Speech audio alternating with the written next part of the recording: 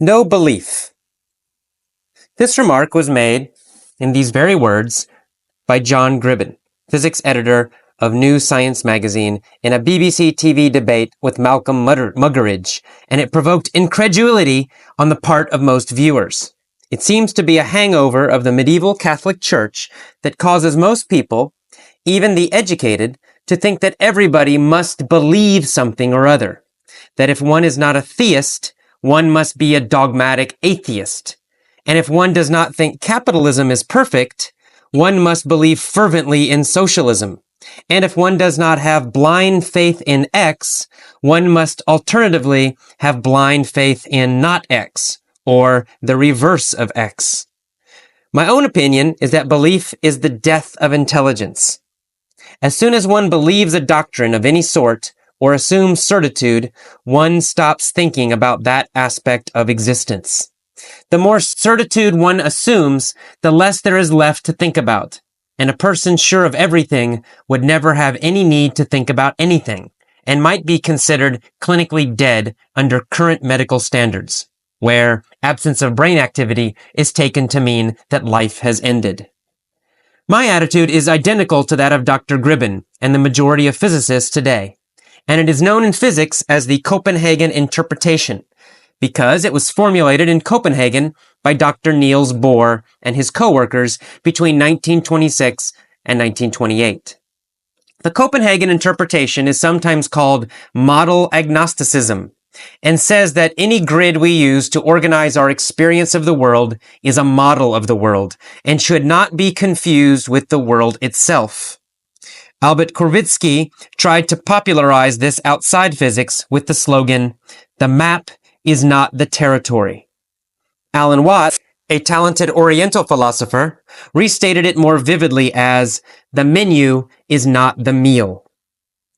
Belief in the traditional sense, or certitude, or dogma, amounts to the grandiose delusion, "My current model contains the whole universe and will never need to be revised."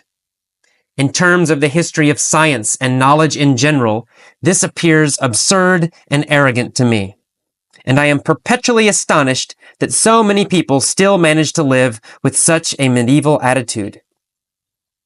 Briefly, the main thing I have learned in my life is that reality is always plural and mutable. Reality is a word in the English language which is A, a noun, and B, singular.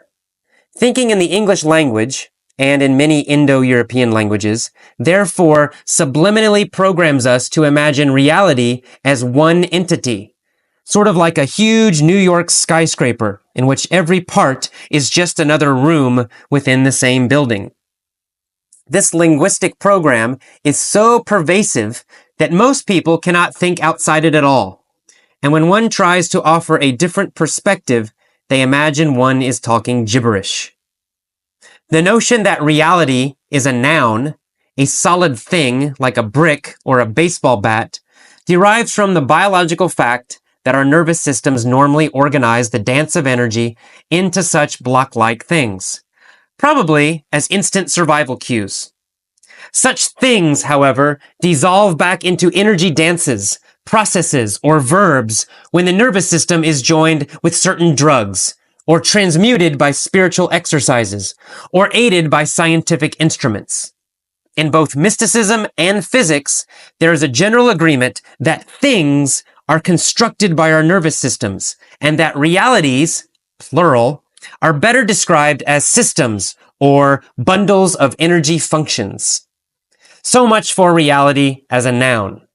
The notion that reality is singular, like a sealed jar, does not jibe with current scientific findings, which, in this century, suggest that reality may better be considered as flowing and meandering, like a river, or interacting, like a dance, or evolving, like life itself.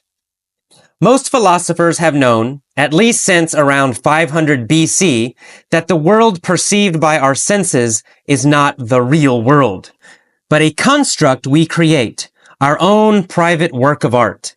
Modern science, beginning with Galileo's demonstration that color is not in objects, but in the interaction of our senses with the object, understands that reality is created by our own brains. Okay, let's get started with the mini story lesson for the no belief article. Here we go. First, just listen to the story. Once there was a guy named Zed. Zed fervently believed he was better than everyone else. He knew with certitude that he was the smartest and best person in the world. He had a grandiose view of himself. This idea was unmutable.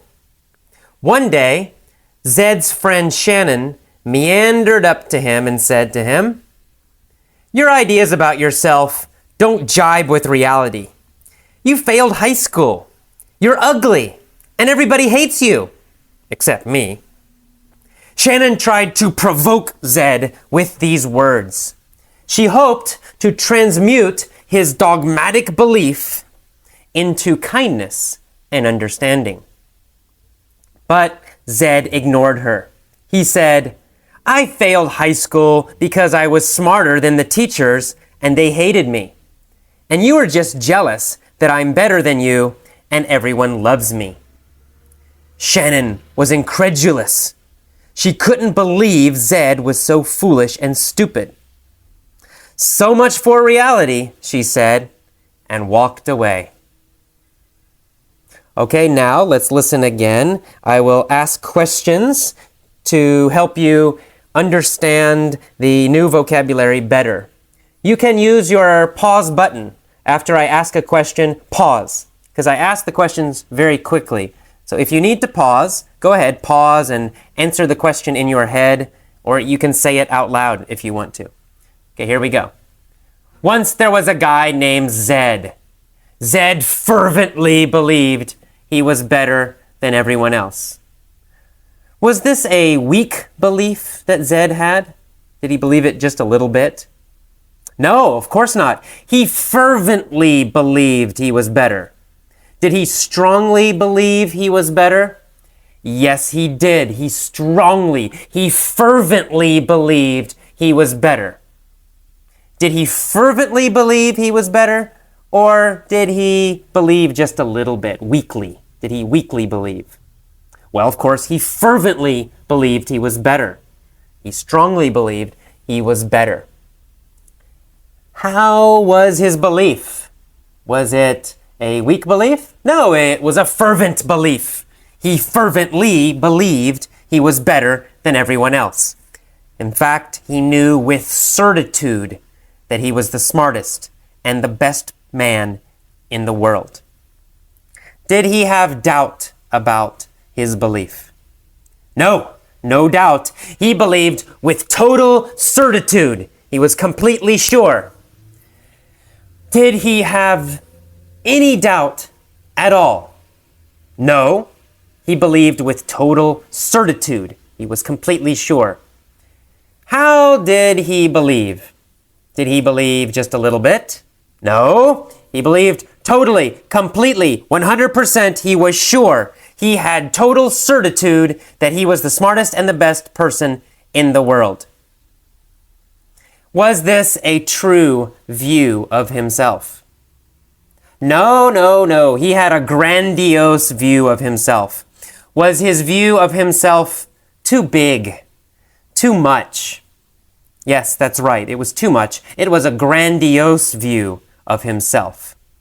Did he have a humble view of himself? Was he quiet and humble? No, he had a grandiose view of himself. A very big, dramatic view of himself. He had a grandiose view of himself. Did his friend have a grandiose view of herself? Well, I don't know, but no, I don't think so. No, she didn't.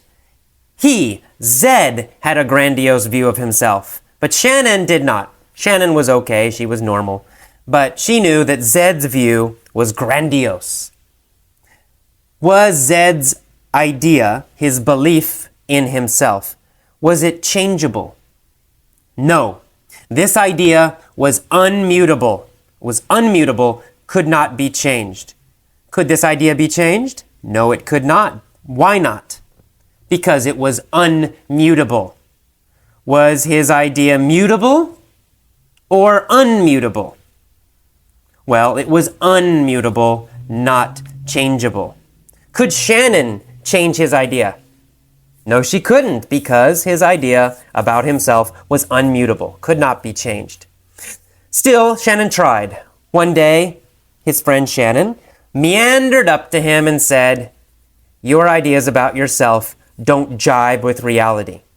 Did she walk directly to him very fast? No, she meandered up to him. Did she run up to him? No, she did not. She meandered up to him. Who meandered up to Zed? Well, Shannon meandered up to Zed. Did she walk slowly, maybe not in a straight line, kind of slowly come up to him? Yeah, that's right. That's exactly what she did. She meandered up to him. She slowly kind of walked up to him, maybe stopping a little, going to the left, going to the right, and finally she comes to him. She meandered up to him. After she meandered up to him, what did she say? Well, she said, "Your ideas about yourself don't jibe with reality." Did his ideas about himself, jibe with reality? No, they did not. Did they agree with reality? No. His idea and reality were totally different. His ideas about himself and reality did not jibe, right? His ideas did not jibe with reality. Did Shannon's ideas, did her ideas jibe with reality? Yes, they did. Her ideas did jibe with reality. She said, "Oh, you failed high school. You're ugly, and everybody hates you." Unfortunately, this is true. Zed really was ugly, and he really did fail high school, and everyone really did hate him, except for Shannon. So Shannon's view did jibe with reality, but Zed's view of himself did not jibe with reality. So Shannon tried to provoke Zed with these words. Did she try to provoke him with kindness? No, she didn't try to provoke him with kindness. Did she try to provoke him with tough words, hard words? Yes, that's right. Shannon tried to provoke him with hard, tough words. Did she want to get a strong reaction? Did she want a strong reaction from Zed? Yes, that's right. She tried to provoke him. She wanted him to react. She wanted him to change his mind. Did she try to provoke her mother? Oh, no, of course not. Who did she try to provoke? She tried to provoke Zed. She tried to provoke Zed, her friend. Okay, and why? Why did she try to provoke Zed? Well, she hoped to transmute his dogmatic belief into kindness and understanding. She wanted him to become kind and understanding. Did she want to change his strong belief into kindness? That's right. Yes, she did. She wanted to transmute his belief, "I'm the best," into kindness. Oh, I want to help people. Right? She wanted to transmute his strong belief into kindness. Did she want to transmute his appearance, how he looked? No, she didn't care about that. She didn't want to transmute his appearance. Did she want to transmute his intelligence, change his intelligence? No. She didn't care about his intelligence. She didn't want to change. She didn't want to transmute his intelligence into kindness. What did she want to transmute? She wanted to transmute his belief. What kind of belief was it? Was it a flexible belief? No, not a flexible belief. It was a dogmatic belief. Very strong, total faith in this belief. It is correct. It is always correct. I am right. Everyone else is wrong. That's a dogmatic belief. Was his belief about himself dogmatic? Yes, it was. It was a dogmatic belief. Did he dogmatically believe he was the best? Yes, that's correct. He dogmatically believed he was the best. Did he have a dogmatic religious belief? No, he didn't have a dogmatic religious belief. He wasn't religious. Did he have a dogmatic scientific belief? No, he didn't care about science. He didn't have a dogmatic scientific belief. What kind of dogmatic belief did he have? Well, he had a dogmatic belief about himself. He thought he was the best. Did Zed listen to Shannon's words? Was he provoked? Did he change? Did he transmute this arrogance, this dogmatic belief? No, he did not. Zed ignored her. He said, I failed high school because I was smarter than the teachers and they hated me. And you, Shannon, you're just jealous that I'm better than you and everybody loves me. How did Shannon feel when she heard these words? Was she surprised? Yes, she was surprised. She was incredulous, very surprised. Was she angry? No, she was incredulous. She was surprised. Was she sad? No, she wasn't sad. She was incredulous. She was very surprised, shocked. Was she incredulous about his looks because he was ugly? No, she knew he was ugly. She was not incredulous about his looks. Was she incredulous about his clothes, how he dressed? No, she wasn't incredulous. She wasn't surprised about his clothes. What was she incredulous about? She was incredulous about his words, his reaction. He said, oh, I'm the best. Everyone's jealous, and you are jealous. She was stunned. She was shocked. She was incredulous. She couldn't believe Zed was so foolish and stupid. So she says, so much for reality, and then she walked away. Did she want to continue talking about reality?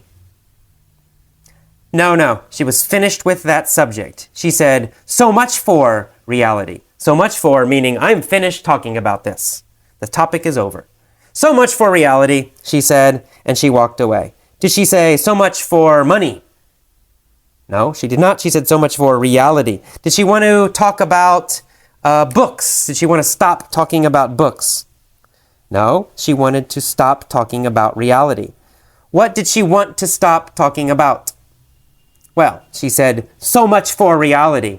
Enough of talking about reality. So much for the topic of reality. I'm done with the topic of reality. And then she walked away. Okay, very good. Next, I'm going to read it again. This time, I'm going to pause. I'm going to repeat a few of the key phrases with the new words. And I'll pause a little bit. And please repeat the phrase out loud. Repeat it again. Copy my pronunciation. Copy my pauses. Copy when I go up and when I go down.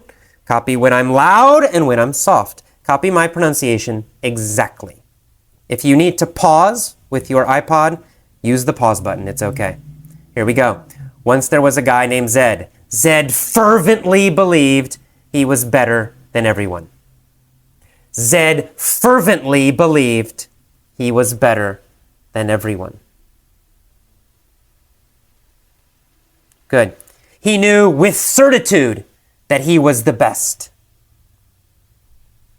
He knew with certitude that he was the best. He had a grandiose view of himself. Good. He had a grandiose view of himself. This idea was unmutable. This idea was unmutable. One day, Zed's friend Shannon meandered up to him. One day, Zed's friend Shannon meandered up to him. She said, your ideas don't jibe with reality. She said, your ideas don't jibe with reality. Good. You failed high school, you are ugly, and everyone hates you. Shannon tried to provoke Zed. Good. Shannon tried to provoke Zed. She hoped to transmute his dogmatic belief. into kindness. She hoped to transmute his dogmatic belief into kindness. Good. But Zed ignored her. He said, "I failed high school because I was smarter than the teachers and they hated me, and you're just jealous." Shannon was incredulous. Shannon was incredulous. She couldn't believe Zed was so foolish and stupid. "So much for reality," she said. "So much for reality," she said. Okay, welcome to the commentary for the No Belief article and lessons. I'm just going to chat about my ideas on this topic. First of all, this comes from Robert Anton Wilson. He's the guy who wrote the main article. And Robert Anton Wilson is a very interesting guy. Very, very interesting guy. He's kind of a part philosopher, part activist. He's a writer. Anyway, he's got a lot of interesting ideas. I like him. He likes to challenge the status quo. Status quo meaning what is normal, what everyone believes. He likes to challenge dogma. People have so many strong beliefs, and he likes to challenge those beliefs. So that's why I like him. I guess I feel the same way. And this little, I guess you would call it an essay, this little essay he wrote called No Belief, or I Have No Beliefs, is very interesting. And it basically discusses the danger of belief itself. And here what we're talking about is belief, meaning you think something is correct. And you have this 100% idea, this is definitely right, and this is definitely wrong. This is definitely true, this is definitely false. That's a belief, a strong belief. And I think he's really talking about strong belief. I mean, we all have ideas. We all have certain beliefs. We think we know something. But what Robert Anton Wilson is talking about is we must always remember that we can never be 100% sure. We might be 90% sure. We might be 40% sure, but never 100%. There is no definite reality where we can always say we know for sure. Absolutely. And I like that, and I think he's absolutely correct. And his idea, I think, is appropriate, can be applied at a very large level, a very deep level, and also at a kind of very small practical level. At a big, deep level, what he's talking about in terms of reality are these questions of religion and philosophy and science. What is real? And what is life? That's a very deep question. And he talks about this idea that in the past, especially he refers to European thought, that this medieval period, people believe that the world was made of things, solid things. And of course, our normal reality, that's what we see. You pick up a pen, it seems like a nice hard thing. And then you have a desk. It's a hard, solid thing. And the idea is that all of reality is these little blocks, these little pieces of hard things. And that was a view in the Western world for many years, until science, especially physics, began to question that belief, question that idea. And physics, as physicists, began to explore the atom, and they went even farther, smaller and smaller and smaller. Physics began to realize, it's not true. The world, reality, things appear like they're hard and solid, but in fact, they are made of energy. They're made of moving processes. They're made of things that are not solid, things that change constantly, that are flowing, that are moving, electrons and magnetic energy and all these things. And that this idea of solid, separate things is something that our mind creates, that our senses and our mind, our senses meaning our eyes, our ears, our nose, and then of course our brains also, that we take all this information, all these waves, all this energy, all these patterns, and we make them with our minds into separate items. But in fact, nothing is actually separate. What's interesting, and what he talks about, is how this idea of science, of especially advanced science, agrees with mysticism. And mysticism is a word, it can have a lot of different feelings depending on who's using it. But mysticism basically means direct religion. Religion based on observation, religious based on meditation. So a religion that is not based on belief or some dogmatic rules or a book. So Buddhism, for example, is kind of a mystical religion. It's based on meditation and observation. Hinduism, to a large part, is at least parts of Hinduism. And it's interesting, so he's saying, and parts of Christianity too, as a matter of fact. So anyway, these mystical is the adjective, these mystical religions or religious sects, religious groups, in fact, agree, their understanding, their ideas agree with the physicist ideas. And that is that, in fact, everything changes and nothing is solid and separate. Quite interesting. So that's at the big level, the big philosophical, religious, spiritual level, this idea of dogma, strong belief, right? And of course, we see the negative effects of dogma in politics in the world all the time. We have dogmatic Christians who believe the Bible is the Word of God and God wrote it and it's 100% absolutely true, exactly true, and nothing else is. And therefore, it's okay to kill other people who don't believe it, or at least condemn them and attack them. So that's a dogmatic belief, right? The Bible is 100% right, everyone else is 100% wrong. And this dogma, these dogmatic beliefs cause a lot of problems in the world and in personal relationships too. But at a smaller level, in our own lives, this idea is also important, I think. In my own life it is. That we have to remind ourselves all the time that our beliefs are not sure. We can never be totally sure. I have strong ideas, for example, about teaching English. I have very strong ideas. What I think is correct, what I think works, what I think is the best way to do it, and what I think is not. Now, these ideas, they're not random. I've read a lot of research. I have a master's degree in teaching English as a foreign language, and I had to read lots and lots of research studies. I also have 10 years of experience, so I've seen a lot of students. I've examined how they learn, how they study, which students learn faster, which ones do better. So I have reasons for my beliefs. However, I have to always remember that I can't let this become a dogma. I can't let myself have total certitude.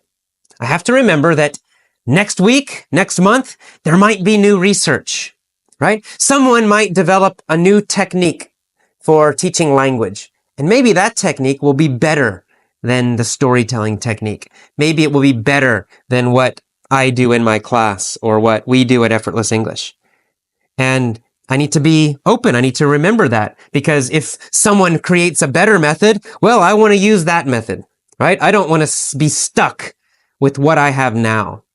That's the idea of always being a little bit unsure. It's okay to be unsure. In fact, it's very good to say, I'm not totally sure.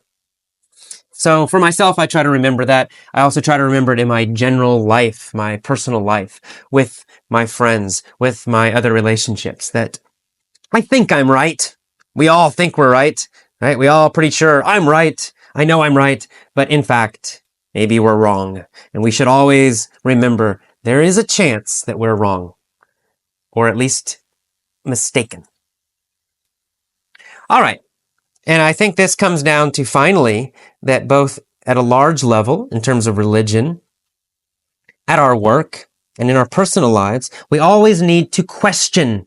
We always have to ask questions. We always have to be reflecting about our lives. Am I doing what is best? Is what I'm doing now still working? Is there new information I could be using? Has the situation changed? Maybe what I did used to be the best, used to be good, but maybe now the situation's different and I need to change. So we always have to keep questioning, never be sure. It's okay. I like this idea to say, I have no strong beliefs. I'm always a little bit unsure. I never know 100%. I never have total certitude. That's how we grow. That's how we remain creative.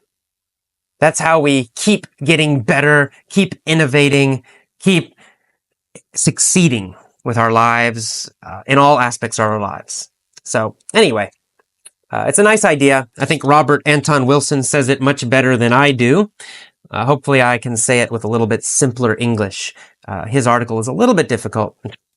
So if you had problems with his article, if it seems difficult, just relax, no problem. Focus on the mini story for a while and focus on reading it, and then start listening to the audio article and, just repeat it. The great thing about effortless English, you don't need to feel stress. Anytime you have an article that is difficult for you, just relax. Just listen to it more. That's a simple solution. Sometimes you can understand an article completely after 1 week. Sometimes you might need to listen to it every day for 1 month. Sometimes you might need to, forget about it for a while and come back, try it again after 3 months, after 6 months. It's okay, no problem. Focus on the lessons that are easiest for you, that are the best for you. Sometimes you can do all of them. Sometimes maybe focus on the mini story. Use what works for you. This is your club, so use what works for you. Alrighty, I will see you next time. Bye-bye.